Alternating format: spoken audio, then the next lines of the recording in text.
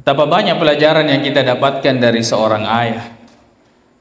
Tatkala ada masalah, ada musibah yang menimpa, kemudian dengan bahasa yang mudah dia mengucapkan qadarullah wa ma syaa fa'al. Sesuatu ini adalah sesuatu yang Allah telah takdirkan. Apa yang Allah kehendaki, itulah yang terjadi.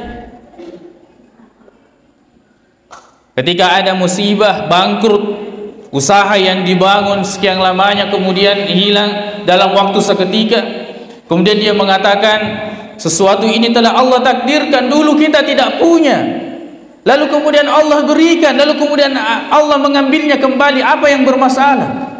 Dan itu didengarkan oleh semua anggota keluarganya. Penanaman akidah dan keimanan yang akan dibawa terus menerus oleh keluarga itu, oleh anak yang mendengarkannya.